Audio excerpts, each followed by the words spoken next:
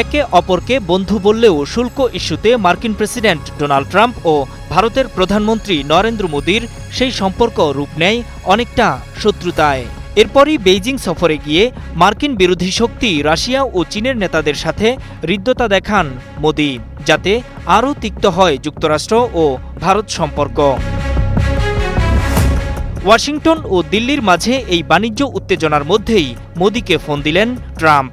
রাষ্ট্রীয় ঘটনাপুঞ্জকে একপাশে সরিয়ে রেখে ব্যক্তিকে অগ্রাধিকার দিলেন। ৭৫তম জন্মদিনের শুভেচ্ছা জানালেন বন্ধুকে।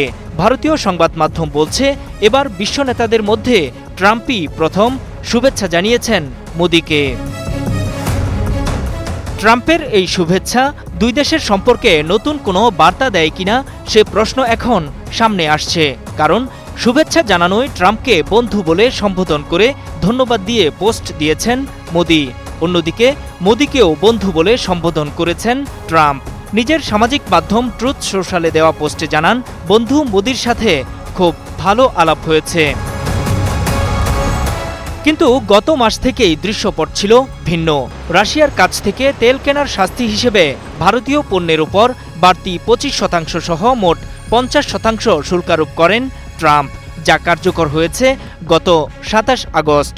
ফলে বড় ধরনের চাপে রয়েছে মোদি সরকার। জন্মদিন ঘিরে দুই নেতার ফোনালাপের পর এখন নতুন আশা দেখছে ভারত। কারণ মঙ্গলবার নয়াদিল্লিতে দুই দেশের কর্মকর্তারা দিনভর বৈঠক করেছেন। ফলে ট্রাম্পের আরোপিত শাস্তিমূলক শুল্ক প্রত্যাহার কিংবা নতুন করে বাণিজ্য চুক্তিতে পৌঁছাতে পারে কিনা দুদেশ, সেটি এখন ভারতের নজরে। প্রতিরক্ষা, বাণিজ্য, জ্বালানি ও প্রযুক্তি খাতে বড় অংশীদারিত্ব রয়েছে যুক্তরাষ্ট্র ও ভারতের। গেল ফেব্রুয়ারিতে ওয়াশিংটনে ট্রাম্প ও মোদির বৈঠক হয়। সেখানে দ্বিপক্ষীয় বাণিজ্য ২০৩০ সাল নাগাদ দ্বিগুণেরও বেশি করার পরিকল্পনা করেছিলেন দুই নেতা, যার পরিমাণ দাঁড়াবে $৫০০ বিলিয়ন। নূর মোহাম্মদ, স্টার নিউজ।